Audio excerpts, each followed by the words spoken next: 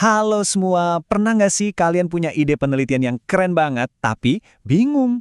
Mau mulai dari mana ya? Rasanya tuh kayak mau mendaki gunung, tapi petanya nggak ada. Nah, tenang aja. Hari ini kita bakal bahas peta itu, proposal penelitian. Kalian nggak sendirian kok. Ini perasaan yang wajar banget. Punya semangat, idenya ada, tapi langkah pertamanya itu loh, rasanya berat banget. Tapi tenang, semua peneliti hebat juga pernah ada di posisi kalian. Nah, proposal inilah jembatannya, yang nyambungin ide brilian di kepala kalian sama petualangan riset yang sesungguhnya. Jadi, apa sih proposal penelitian itu sebenarnya? Anggap aja ini bukan sekedar dokumen formal yang kaku. Ini tuh alat buat merayu, buat meyakinkan. Kalian meyakinkan dosen, komite, atau bahkan sponsor. Kalau ekspedisi yang kalian rencanain ini, wah penting banget punya arah yang jelas dan bakal nemuin sesuatu yang berharga. Oke, kita sepakat ya dari sekarang, anggap aja penelitian itu petualangan. Sebuah ekspedisi ke wilayah yang belum pernah dijamah orang. Terus proposalnya? Ya itu dia, peta, kompas, sekaligus rencana perjalanan kalian. Semuanya jadi satu. Siap buat mulai gambar peta kalian? Yuk!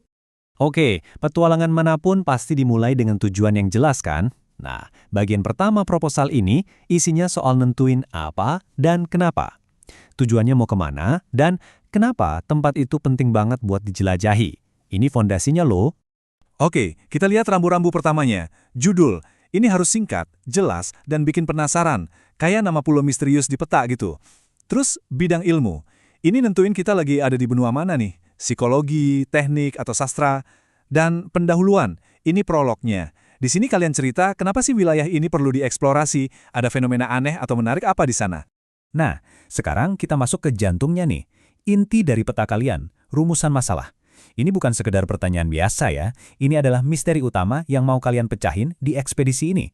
Pertanyaan inilah yang bakal jadi kompas penunjuk arah di setiap langkah kalian. Nah, ini yang keren dari definisinya, praktis banget.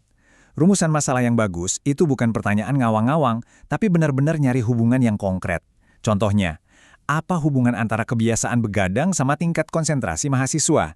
Atau penggunaan media sosial sama tingkat kecemasan remaja? Kelihatan kan ada dua hal jelas yang dihubungin.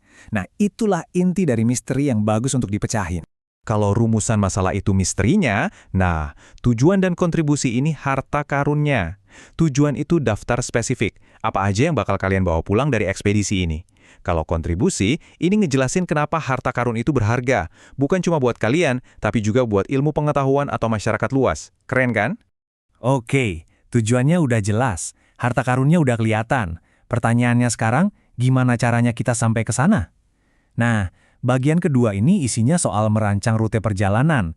Ini bagian metodologi, alias bagian gimana caranya. Mau lewat jalan mana, bawa alat apa aja. Langkah pertama buat ngerancang rute itu ya, lihat dulu peta-peta bikinan penjelajah sebelumnya. Inilah gunanya tinjauan pustaka. Kalian pelajari jurnal, buku, riset orang lain buat lihat rute mana aja yang udah pernah mereka lewatin, apa yang mereka temukan, dan yang paling penting, jalan buntu mana yang harus dihindari. Biar ekspedisi kita nggak sia-sia ngulangin hal yang sama persis. Di bagian metode penelitian, kalian bakal merinci toolkit atau peralatan tempur kalian. Desainnya gimana, mau pakai survei, wawancara, atau eksperimen. Terus cara ngumpulin datanya gimana, pakai kuesioner atau observasi langsung. Nah, setelah data kekumpul, mau dianalisis pakai jurus apa? Ini emang bagian paling teknis dari peta kalian, tapi penting banget. Ekspedisi yang hebat itu butuh jadwal yang realistis. Nah, jadwal pelaksanaan ini ibarat kayak itinerary perjalanan kalian. Kapan siap-siapnya, kapan turun ke lapangan, berapa lama buat analisis data, dan kapan nulis laporan akhirnya. Ini nunjukin kalau kalian itu perencana yang matang, bukan penjelajah yang asal jalan. Peta udah ada, rute udah dirancang. Sekarang waktunya kita ngomongin logistik. Siapa aja yang ikutin tim? Biayanya berapa? Dokumen pendukung apa yang dibutuhin? Ini bagian-bagian praktis yang nentuin perjalanan kalian bakal lancar atau enggak. Di bagian personalia penelitian, kalian kenalin tim ekspedisi kalian. Siapa aja penelitinya? Perannya apa? Kalau kalian kerja sendiri, ya isinya nama kalian aja. Tapi kalau tim, harus jelas siapa ngerjain apa. Biar gak rebutan kerjaan. Setiap ekspedisi pasti butuh biaya. Nah, di bagian perkiraan biaya, kalian harus rinciin semuanya. Mulai dari ongkos buat ngambil data, biaya ngeprint kuesioner, sampai mungkin beli software tertentu. Tunjukin kalau kalian udah mikirin setiap detail keuangannya. Ini penting banget. Dan terakhir, ada lampiran. Anggap aja ini kayak kantong-kantong tambahan di tas ransel kalian. Isinya semua dokumen pendukung.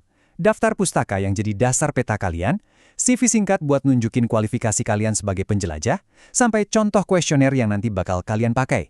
Nah, jadi itulah semua komponennya. Kalau kalian udah susun semuanya dengan rapi, sekarang di tangan kalian ada sebuah peta yang lengkap, detail, dan yang paling penting, meyakinkan. Kalian siap buat memulai petualangan? Mungkin awalnya kelihatannya seram ya, cuma sebuah bab 3 di buku panduan. Tapi sekarang kalian tahu, setiap potongan dari bab itu adalah langkah penting buat ngubah ide di awang-awang jadi sebuah ekspedisi nyata yang siap dijalankan. Ini gerbang pertama kalian. Jadi intinya apa? Gini, jangan lagi lihat proposal itu sebagai beban atau tugas yang nyusahin.